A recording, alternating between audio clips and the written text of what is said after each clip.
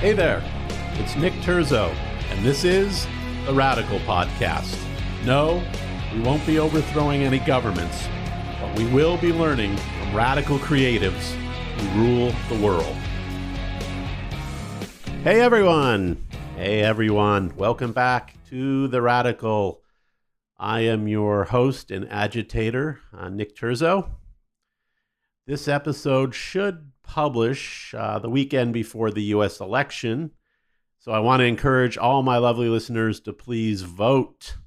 This election is definitely one for the books, and may our republic survive it. I have a very special guest this week. I've known this man since he was a teenager. Glen Phillips from Toad The Wet Sprocket joins me this week.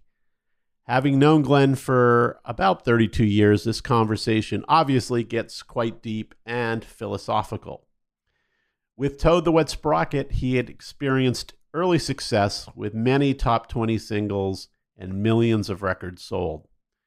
Glen has gone on to many successful collaborations, along with his very own critically acclaimed solo work. This is a good one, folks. We cover miles of road.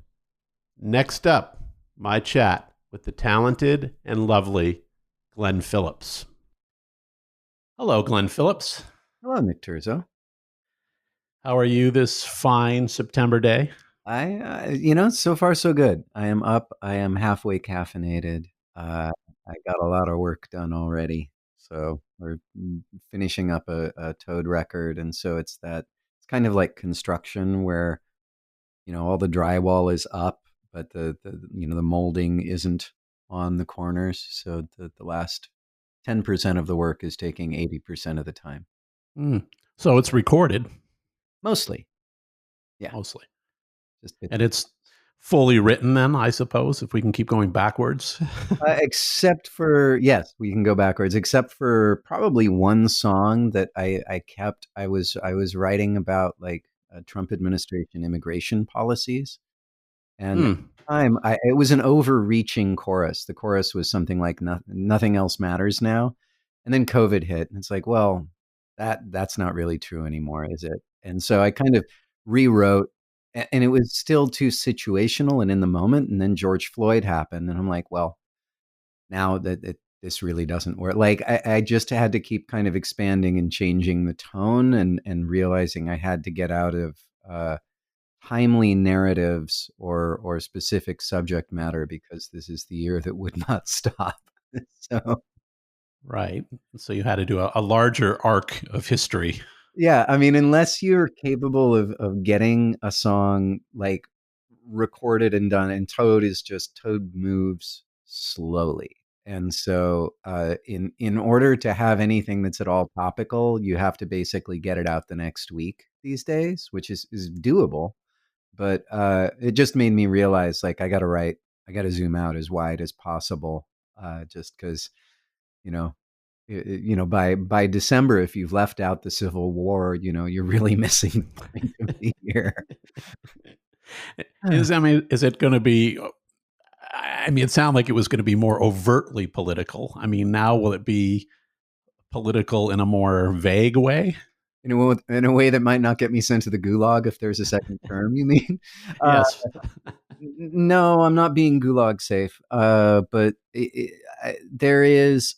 It's an interesting question in art generally, right? And looking, I find when things get tougher, I go to broader teachers, if that makes sense. Like, I do want to be politically informed. I want to know what's happening, and at the same time I go to Tara Brach or Mary Oliver. Like, I find myself wanting to go to poetry and going to kind of wisdom about how to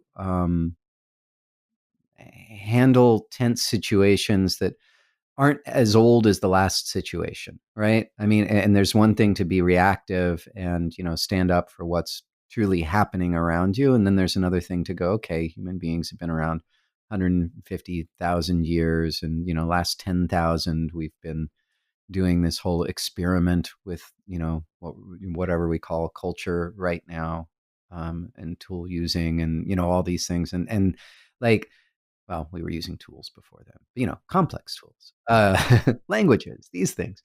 So it's more going like, can I turn to wisdom that's a little older than right now? Because I mean, even with this degree of being unsettled we're facing, I think this is still, from my personal perspective, it's like this is an incredibly comfortable time to live, right? Yes. Like, the fact that our starting point isn't that, you walk downtown and you can tell whoever stole a loaf of bread because of their missing fingers and their chopped off nose, right? We don't have like public torture. We don't like these were normal in so many places for so long. And our, I'm 50, I'm healthy, people live longer and I mean shorter now, but so there are all these things to be kind of grateful for in how life is. And there's a lot of wisdom from people who found peace in times that were essentially, undeniably more difficult than the world we live in now. I mean, and we have new challenges of distraction and, uh, you know, weird belief systems. But yeah, I'm just finding myself going to these older tools more often.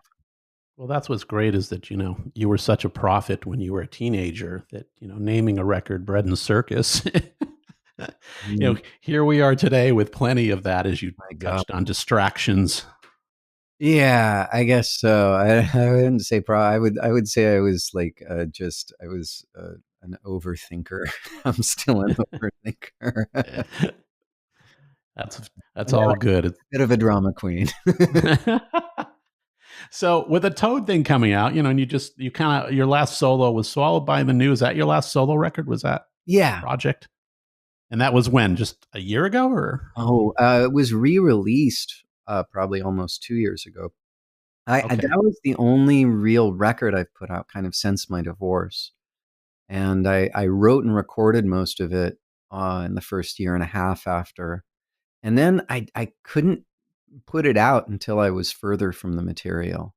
So it was about 2 years Mm, out from there, and it's been 6 years. So I was looking at my calendar and like realizing it's been a really long time since I put out a record. And actually, even this Toad record started with a solo record that I decided to abandon. I was recording with Sean Watkins from Nickel Creek, and we were most about 80% of the way through recording an album, and I suddenly had, it's like had this thing where I put my favorite songs on solo albums.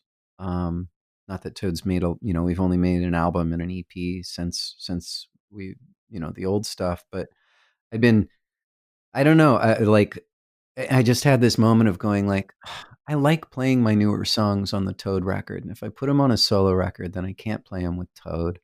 And I'd like 10 times more people to hear these songs because I really love them. So I abandoned the solo record and I'm making a Toad record. I just made a kind of like, it's, yeah, it's been a strange time to feel like I'm kind of maturing as an artist, but at the same time, I'm becoming kind of, as the whole music industry is as well, really changing. I'm becoming more and more, I don't know if the word is irrelevant, but I don't really know how to get above the noise level. And I know I'm very well respected by other songwriters, but I've never had that like NPR or press stamp of approval that, gets you placements and gets you listened to. And so, in lieu of knowing how to break that barrier, I just decided to like just put it out with the band and stop worrying about like trying to make a name for myself. right. So that leads me to like I'm going down a couple paths with that thought. And more primarily around like your creativity. Like how do you delineate really your projects, because you kind of have some solo work, some collaborative work, a band that's been around for 32 years, 33 years. Like how do you compartmentalize that stuff? Or I mean, you just explain an example. It's been a strange question because I'm always, I think, I mean, I have a decent amount of breadth as a writer. And one of the good things the band did for me is we were limited enough in like our sound which isn't a bad thing, right? I mean, having a palette is actually a very powerful tool. And the thing I've realized as I've made all these solo records is I don't know what my palette is, and my songwriting can go from things that are pretty out there to things that are, a straightforward, almost country song. And so, writing in all those modalities, there's something about the sound of Toad that brought it all into center and made it all sound like one thing. So you could have a record where, there's songs like Nancy, that's just this weird chromatic country song, referencing Israeli psychics. And then you could go to Reincarnation Song, which is, this bizarre kind of screaming late night thing, uh and somehow it all felt like the same band, right? And now when I go to solo records, I don't have that personal sense of confining my set of rules so that it always sounds like the same thing. Like there are people like Gregory Alan Isakov who just, man, he always sounds like him, and he does have some range, but he also manages to, his records sound like these single pieces that are, and I've never figured out how to do that as a solo artist. Um, so part of it is just the fact that the band brings it in. There's also stuff recently. I'm working on a side project. I think I'll be calling it A Narrow Valley, that is more kind of spiritual and yoga. I've always been afraid of, putting out the hemp shirt midlife spiritual record, but um, but I sing shavasana a lot for my girlfriend's yoga classes, and I've been leading community choirs, like these bedroom choirs, living room, not bedroom. Now it's bedroom because I'm doing it online, but it's you know, I've been doing and going to like grief ceremonies and doing this stuff that's like really directly spiritually oriented, kind of non-dogmatic but extremely spiritual in nature. And it's after years of singing sad songs and kind of finding, how can I say this, like finding some kind of joy and union by sharing my grief with people, and knowing that when they hear me work through my grief, that they're somehow freed as well in a certain way. And then I had this experience of singing songs about like joy and hope in a room full of people where no one's performing and everyone's singing together. And I realized it made me feel more joyful and more hopeful. And it was like, I was at one point at this Esalen, community singing event, and was, kind of on staff helping out with that. And there were all these people doing, Gestalt therapy and, deep men's meditation workshop and everything. There was all this seriousness, and everybody was carrying around, they were doing the deep work. And I just felt like we were cheating, because we were just getting in a room and singing like beautiful songs. And some of them are, harder. There's the great lyric is like, every time I go into the darkness, I return with fistfuls of jewels, but it's these beautiful songs, and we were just walking around like grinning like idiots and super happy, and realizing like, oh, we've got the wonder drug, like no side effects, no hangover, like you just sing uplifting songs together and you feel better. Like hell. I didn't know it was so easy. So anyway, so trying to work some of those songs and this kind of other side of myself into something without, tanking the brand into new agey territory. So Yeah, well, I don't, I think at this point you've earned to do what you want to do, and I certainly encourage you down the spiritual and the more positive, because the world can't get enough of that. There's not enough a big enough fire hose right now to drink from that. So, and there's also um, that. Yes. Yes. I'll just say. um, I mean, with the Esalen stuff, I mean, are you actually involved on some level, like as an instructor, or are you kind of just a community member? Or? My friend Lisa Littlebird has been holding it's called Singing on the Edge, and it's like a community singing festival. Originally, she would lead community singing work, and I was there kind of, you know, not as like salaried staff, but just kind of in the group assisting and helping out. And then later, Facilitator of sorts. yeah, and later she started doing the Singing on the Edge festival, where it's the whole property and everybody's out there, and that was so many song leaders, and basically like a song leading community singing festival, like Singing Alive or Village Fire or Song Village, and there are all these really amazing festivals where people just get together, camp out, and for 3 days all you do is sing, and there's like at any given moment 4,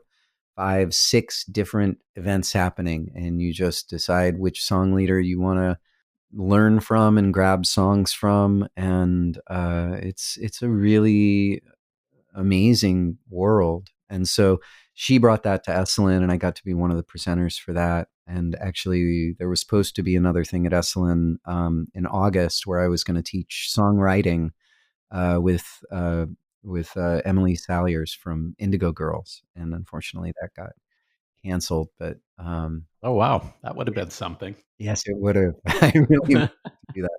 We'll try it next year. And are these like community singing events? Like some of them you're talking about are more retreatish, but are these in community? Tell like people a little bit more about that. Like what and what really do you take away from that? You seem really inspired by it, and I just be curious what these are and if they're in every community. Yeah, well, they're in a lot of communities. I mean, part of what when I ran into it, I'd been thinking for years, and once again, overthinking instead of actually researching. I'd been thinking a lot about um, the artificiality of performance, and kind of, human beings, we probably evolved to sing before we talked. Um, we have these beautiful rhythmic and tonal capacities. It's like and it is so good neurologically, physically, to sing together.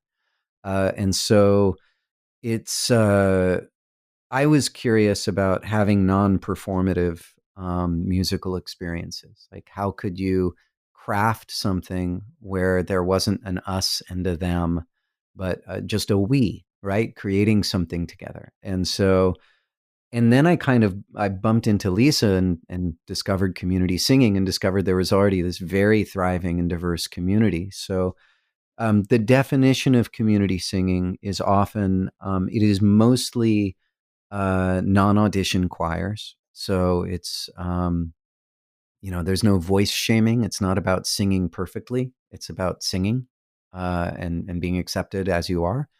Uh, and they are generally non-performative. Some choirs will do, Golden Bridge Choir in Los Angeles with Maggie Wheeler and Emil. Why am I forgetting his last name? And there's choirs all over. Barbara McAfee has a choir or two in the Minneapolis area. There's lots in the Bay Area. There's lots in up in Washington State, and so it's all around the country. Also in England, there was the natural voice singing movement, which was this kind of attitude towards taking people away from the trained voice. And I think there's an experience that people have in church um, of singing together, right? You go there and you sing these songs and you feel better. And I've, and there are a lot of people who want to do that, but maybe don't want to have to swallow the dogmatic package of a religion, but want to kind of gain the benefit of being together in a spiritual context. And um, so people do anything from, living room, like Beatles sing-alongs. There's a ton of people who they get together and they sing songs everybody knows, and they have a little songbook, and someone picks up a guitar and you just do Here Comes the Sun. Uh, and then there are also a lot of people, like Lawrence Cole is a person who will take some of his own words and own wisdom, but also take things like, from Thich Nhat Hanh, dwelling in the Mm. present moment, dwelling in the present moment. I know this is the only moment. And his songs tend to have like one part like that, and then above it, breathing in I calm, body and mind, breathing out, I smile, I smile. So his songs will have anywhere from 2 to 5 parts. And it's easier for people who aren't musically adept to sing a counter melody instead of a harmony. They tend to get lost in the overtones when singing harmonies. And so there's a lot of these songs that have counter melody as their basis, and they're very usually 4 songs, 4 lines or less, orally taught, so you're not looking at a page.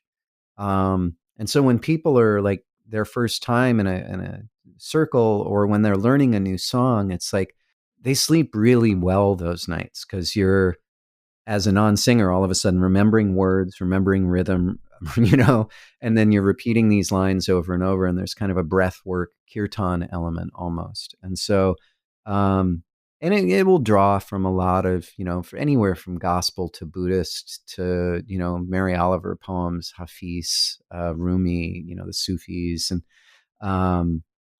so it's a pretty wide range, but it's, yeah, it's happening all over the place. I wish I could remember the name. Lisa has a website now of, if you go to thebirdsings.com, it would lead you to another website, which the name of which I forget, which has a registry of basically song leaders all around the country, all around the world. And it might be singingworldwide.com, might be that.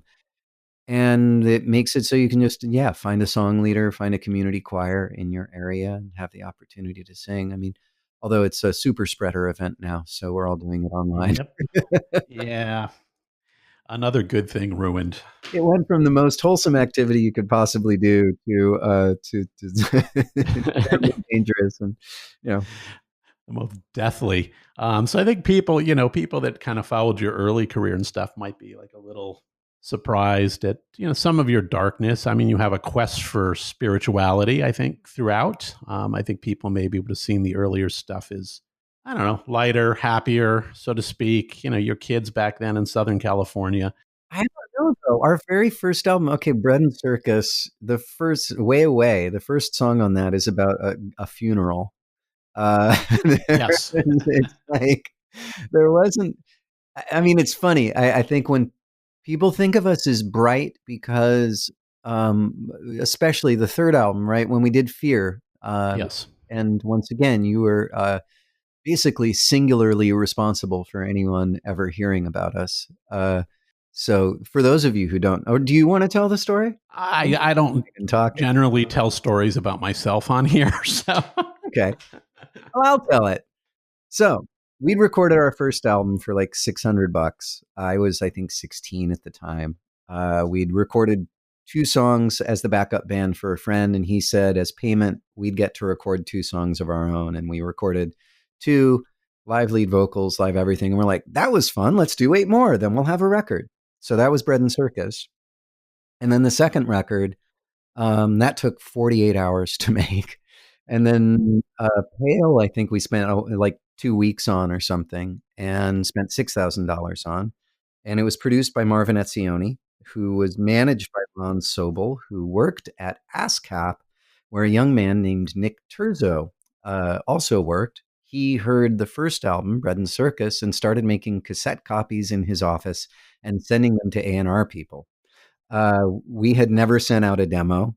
And next thing we knew, we had, I believe, 8 or 9 major labels bidding to sign us. I think it started with Vicky Hamilton at Geffen, which created, she was public about liking us. And so there was this moment where we went from not even, I was planning on finishing the record and then going to San Francisco and being a high school teacher. I wanted to teach social sciences and arts at high school because I thought that I was too sensitive to successfully withstand the public scrutiny of an arts career. And I was in certain ways really right. It fucked me up. But despite my best efforts not to, Nick ended up sending this music out, and And then we ended up signing with Sony Records, who was the only. They were the one label. They were at this point of trying to make a name for themselves as being people who actually did artist development. Donnie Einer was new at the company. They signed us and Poi Dog Pondering in an effort to kind of show that they could allow indie bands to do their thing and let them grow naturally. And Nick, you ended up signing on with them as A&R then in the beginning of a really successful career in A&R. Simultaneously, before you Yeah. guys had kind of made your decision, kind of oddly. Uh-huh. Imagine that. Yeah. And so we, our management, I mean, it was funny, and we had our manager before, and they're like, yeah, you guys don't need to get signed. Like, we had a manager in town, but they hadn't sent out any, you know, they didn't think we were going to get signed. It was hilarious. They were just helping us, book shows and whatever. And they kept us in this kind of punk rock mentality of like, take a minimal amount for licensing for the first two records, only take an advance for your recording expenses, like be the cheapest band on Sony for Sony.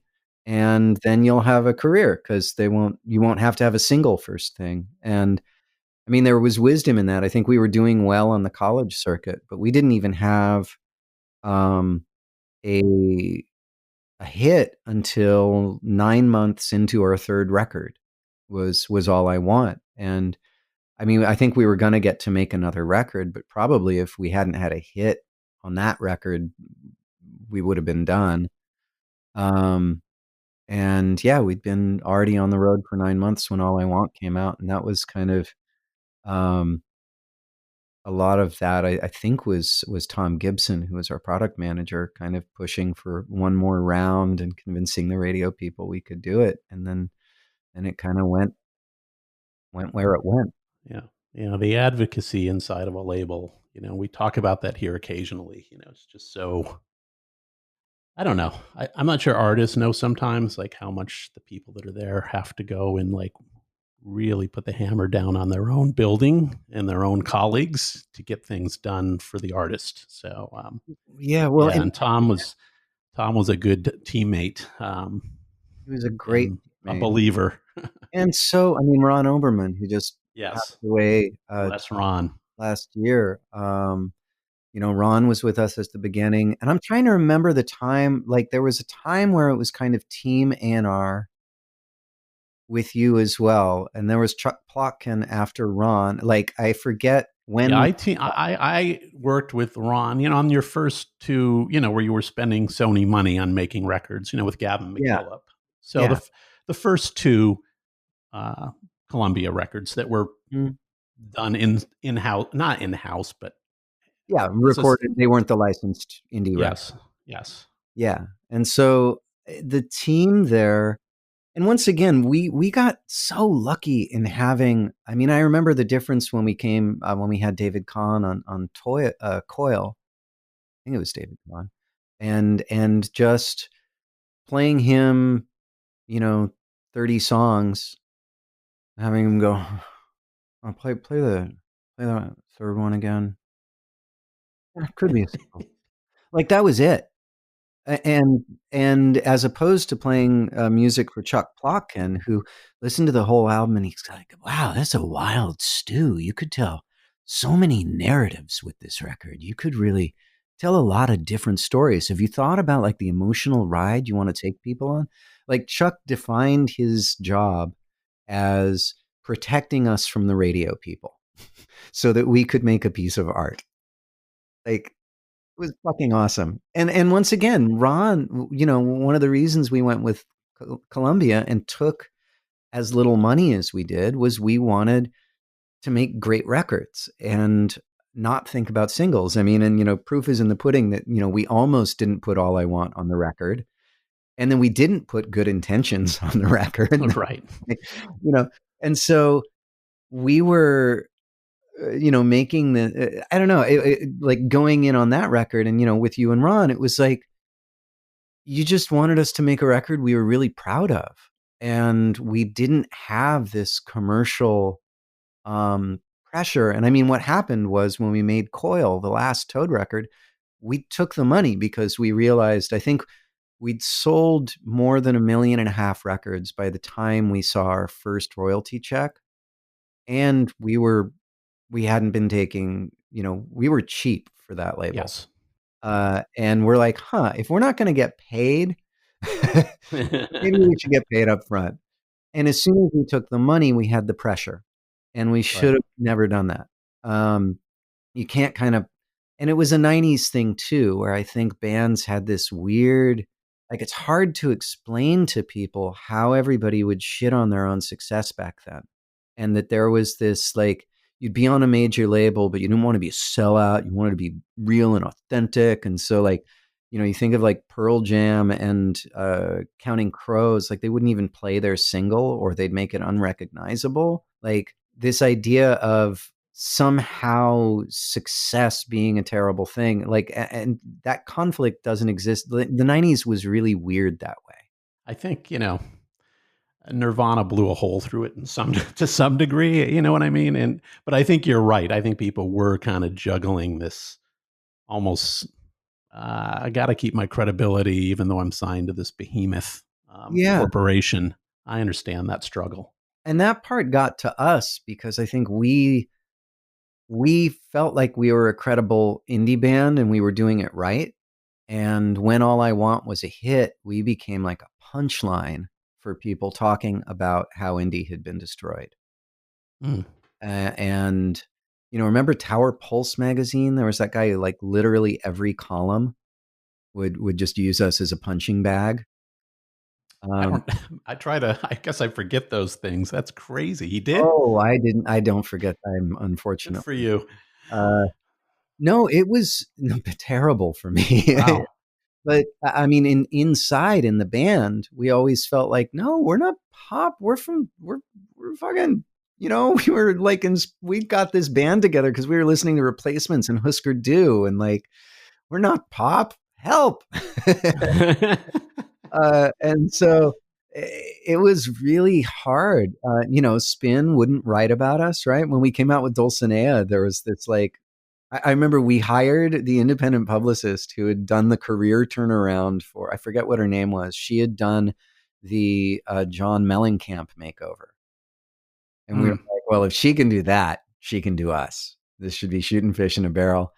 And I remember her like crying on the phone call when her time was done with us. And she just said, I didn't know how hard it is. I don't know what to say. They won't even listen to the record. They just hate you. And I'm so sorry. Like, we were like toxic in the press. And once again, I don't know why, but we were. They know everything. So It was a heavy time for like a certain kind of credibility and heaviness. And yeah, it was strange. Anyway. So getting back to where we were, no, but that was good. Getting back to where we were, though, I mean, did the kind of like exploration of like the spirituality part and all that come from your parents? I mean, was that in your household? That was a tangential moment. Well, yeah, I mean, I was raised in a kind of weird, I guess when I didn't think of it as a very California thing because my parents were both so very Midwestern. But my mother was from Lexington, Reformed Jewish. And so I was, raised with going to Hebrew school and, going to the high holy days and had a bar mitzvah. But it was in an era of Reformed Judaism where I would say it was less spiritual and more ethical. It was about like Zionism and Holocaust guilt and good, strong ethics. But I was, the idea of, the Torah and everything is, these are stories. This is not a historical document. We're not going to pretend it is. This is a way of learning about, spirituality in life. And let's see what jewels are there. And so that was, there was a good ethical education in there. But my dad, on the other hand, he'd been raised Presbyterian, but he was a Zen meditator. He took me to local Zen priory. He gave me books on Sufism. like there are these books by Idris Shah, the stories of the Mullah Nasruddin, gave me the Tao Te Ching, all when I was probably, 15 or younger. I think meditation courses, I was probably 12. And so I had a very non-dogmatic spirituality as a kid. And I think it's also why like the Sufis resonate so much with me is um, it's a very loose definition of God. And, God is a word that I describe myself as a spiritual atheist or something for a long time. And in the last few years, I've just said, fuck it. Why not say the word God again? Because I like it. Um, Hmm. I think of God as like just enough personification to have a direction in which to offer thanks. Because the universe is so insanely beautiful and weird, and it's so um, complex and random and logical and insanely infinitely beautiful at like whatever, whether you're going from string theory all the way up to astronomy and just the physics of the large, right? Or humanity, or just the fucking human mind is so beautiful and unknowable and infinitely complex. Like there's no level of zoom at which there isn't an infinite number of details to pay attention to. And I mean, my dad gave me a curiosity. He's the most curious and broadly educated person I've ever met. And he had an ecstatic nature about science and knowledge. He was a physicist, electronic engineer, programmer, and he would go to bed by working calculus proofs, uh, and like that's how he would relax his mind. Interestingly, Charlie, keyboard player in Counting Crows, works proofs before going on stage to calm his mind. Um, so that idea of allowing your curiosity free reign and encouraging it and being capable of like being curious about just about anything, um, is hopefully a skill he gave me. And so for me, God is almost a way of saying that like the beauty never ends, the wonder never ends. There's nothing you can look at that doesn't follow certain rules of emergence and logic and complexity in a way, and once again, I think where people go, the thing I don't understand in religion is to then try to say, therefore there is something that looks and thinks the way I do but bigger and somehow invisible that made all this happen, and it's a plan of something. It's like more recognizing there's a structure to the universe, or many structures, and those structures are intricate and beautiful and harmonic, and that like Hafiz's state, there's this, we go to the place where everything is music. And if you look at string theory, there's even a chapter in Brian Greene's Elegant Universe talking about the title of the chapter is Everything is Music, and that if you're looking at string theory, even at the very root of all matter and gravity and existence is essentially harmony. And I love this idea that singing is somehow this distillation of the very language by which existence is woven, and it's this tiny little low bandwidth microcosm of the same symphony that is the world we live in, and all the worlds, once again, if you're going by string theory, all the worlds we can't even perceive because we're kind of locked into 3 dimensions plus time. And only linear time. So um, that was another long language. So I mean, another long. I guess it wasn't a tangent. So for me, spirituality and science and art are all like really intrinsically linked, and uh, and to me, there is an ecstatic nature to prayer. And when I think of prayer, I don't think of like appealing to something outside of oneself or separate from oneself, and asking it to do you a transactional favor. I think transactional spirituality kind of baffles me.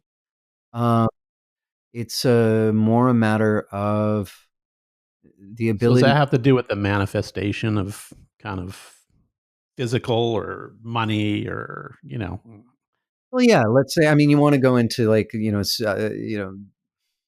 spiritual materialism, right? You have prosperity doctrine. We can go straight to Fred, whatever his name was, the Trump family's old, how to win friends and influence people kind of guy, who, this idea of prosperity doctrine, where if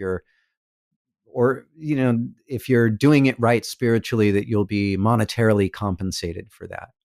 I mean, I would say a real prayer is like, instead of God, please help me live the lottery, a real prayer in my book for me would be, give me the strength to either show up to accomplish the things I want to show up. May I find that resource in myself and confidence, um, which is just asking myself to draw a little deeper into being present in the moment, or may I have the resource to accept what comes to me, and accept it with gratitude and learn from it. Meaning, if it is illness that comes to me, if it is sadness and loss and grief, because once again, love plus time equals grief.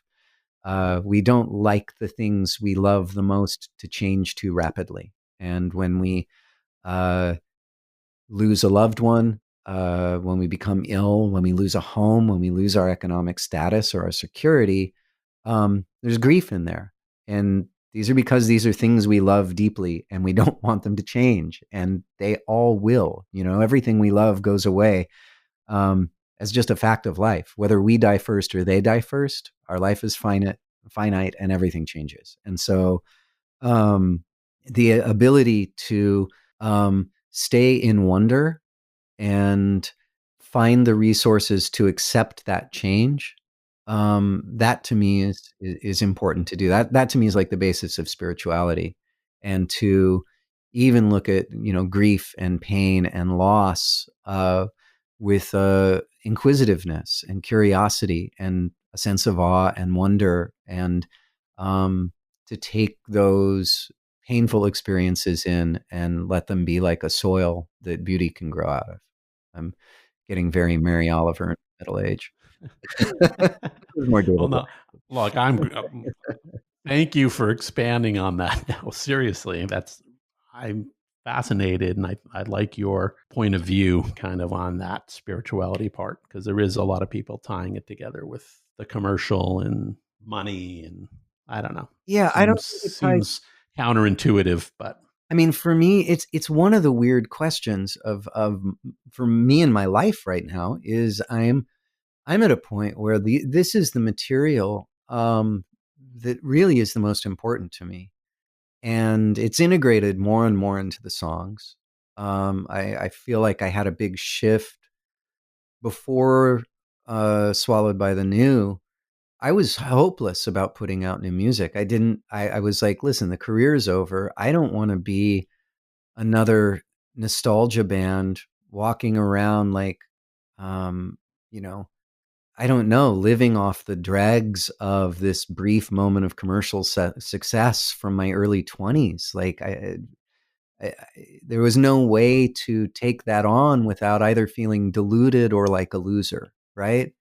Um, you know, I peaked commercially probably by the age of 24, and I'm going to be 50 this year. And so, um, if I look at my life in terms of gauging any kind of success by, what the external musical, the external stardom machine or whatever, uh, I don't even exist anymore in terms of the powers of 10 of audience I have lost, and, loss of revenue. And so, and I am still very grateful that I am in a band that can go, we can tour in a bus even, although I have a lot of questions about the sustainability of touring these days. It's been so nice not to have this impact on the earth that's so negative, you know? Um, and Toad is lucky enough, even though we had singles, I think we have an audience that really leans forward into our new material. And uh, so I've had to do a reframing of, why do I do music? And I even did this to a degree, although not as much, for the last Toad record, like having to think about what realizing I'd always had this thing like, I don't care what other people think. I'm just making my music for me and it needs to, work for me. And then I started thinking, well, why do I make music for me? And I kind of, not all of it. Sometimes I use it to work through my grief, to work through problems. Sometimes it's like letters from my future better self to try to give me better perspective as I'm working through things. Um, and and so if it's kind of a conversation with my higher self, trying to find some truths without pamphleteering. I don't like songs that sound like someone's got it all worked out and they're telling you what to think. Uh, but I started going, okay, these songs heal me. I need them.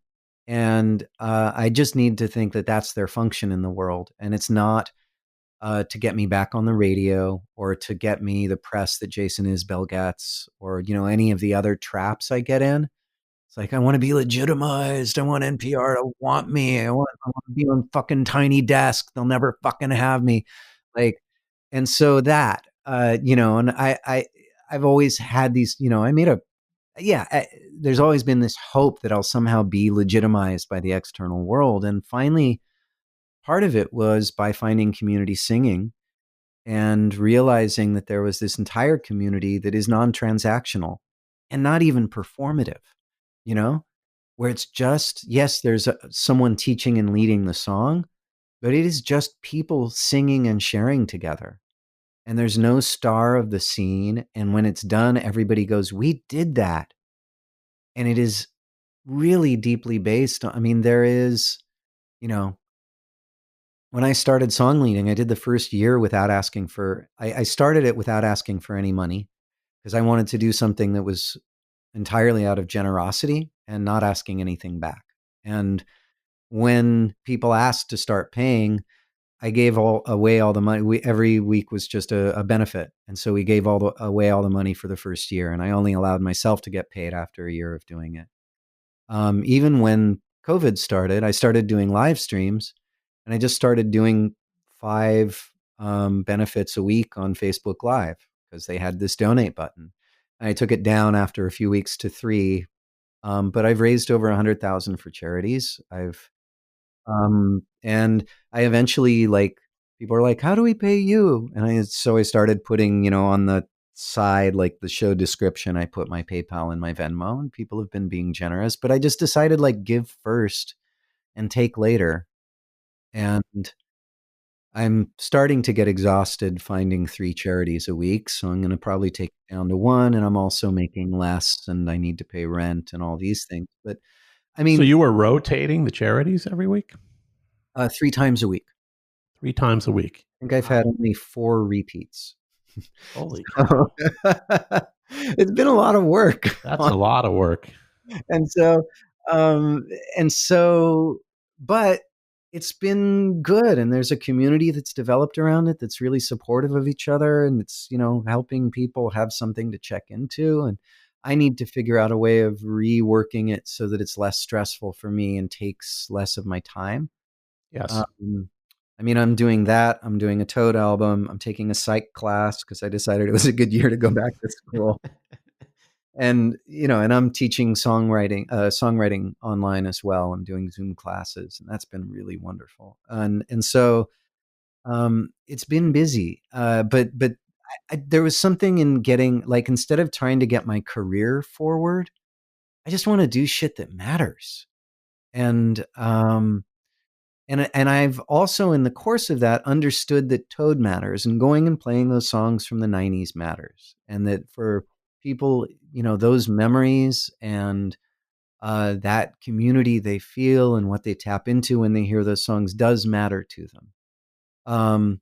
So I've been in that room. That's a correct observation. Yeah, and I've had to value it instead of running away from it. There is part of that world. The thing I've related it to is, the uncle in Napoleon Dynamite who always wants everybody to sit down and watch that pass that he did in high school. Yes, yes. And I feel like when you've had a hit, I don't need to see that pass again. But it's kind of like everybody else wants to show me that pass again, and I'm like, nah, yeah, it was a good pass. Yeah, it's great. I'm kind of more interested in now. really now is totally working for me. And there's this thing that keeps pulling you back to the past over and over and over that can get kind of exhausting. Is there a way for you? Have you figured out a way to like reinterpret it in your mind or in the way you perform it that works for you to keep it Yeah, fresh, so to speak? gratitude.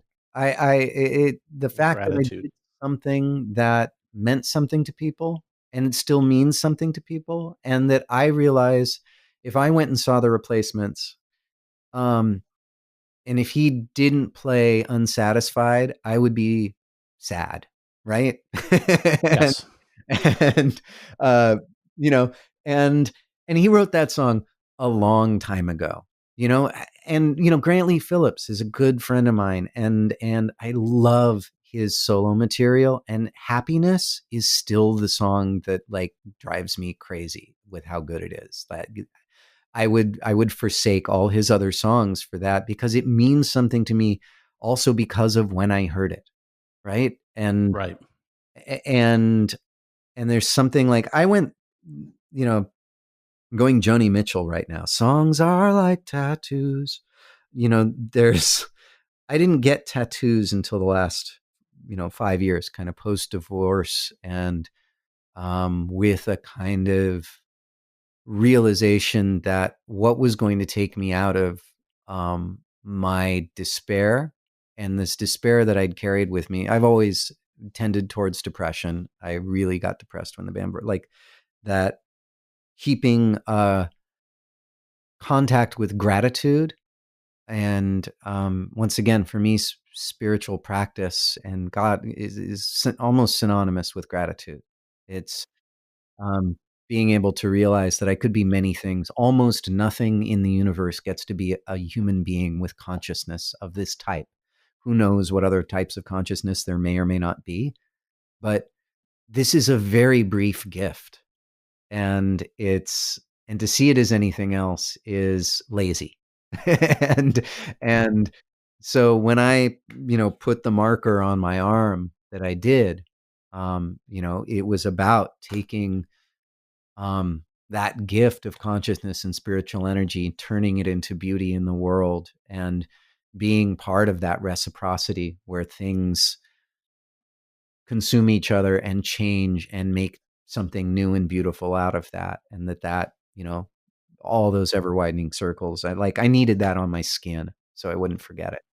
And songs do the same thing. And so for me, like, man, Unsatisfied was there when I really needed to learn some things about myself and intolerability.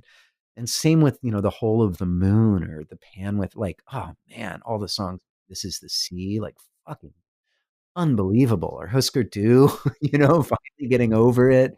And like there's so many great songs that changed my life, and they still keep coming. And so yeah, I understand, and part of it was either a false modesty, or even just a depreciation of myself, that I didn't think my songs could provide that from anyone else. I had enough feeling of despair and of worthlessness in myself, that I couldn't believe in the value of what I'd created. Wow. Well, I appreciate that honesty. Um, I know you're and I tend to have these traits. The hardest person on oneself is oneself. Mm-hmm. And I wish you weren't, because I mean, what you've contributed means a lot to a lot of us, and your talent and your just, I don't know, your But it, generosity. I, Um, but if Give I yourself a break, is what I'm trying to say. I'm always learning how. But I also think, I mean, if I, and if this period in my life, it's like I've been trying to figure out, what do I do next? Do I end up doing therapeutic work, music therapy, psychedelic therapy? Do I end up doing more in the way of community singing? Do I have, instead of concentrating on my solo records as something that's competing with, Toad in this pop space, do I kind of let that be that, and then try to do more playing in situations that are a hybrid of the community singing, that are a hybrid of like a spiritual experience and a concert, and that are really inclusive? And that really excites me. And so I'm thinking more about purpose than I am about uh, business strategy. And um, and with that, I have to also go, okay, what is my offering? And I think a lot of my offering has always been about how do you deal with being a sensitive soul in the modern world, right? How do you feel deeply and not get crushed by it, or not just build a bunch of armor around it? Back to David White. If you haven't read his poems, please do. Uh, but he talks so much about vulnerability, and the strength in vulnerability. And so, rather than shutting down, tamping it, putting it away, is can you gain the resource to feel it all and still show up, and to stand in the middle of a world that is really hard to look at, and not just be overwhelmed by grief. And how do you stand there and still move forward? I heard this one definition of hope that was that, hope is optimism is thinking everything's okay, I don't need to do anything. Despair is thinking everything's fucked, I don't need to do anything, because it won't change it. Hope is not knowing the outcome, but knowing what you probably should do because it's the path of the heart, right? And doing that anyway. And so uh, that what else are you going to do?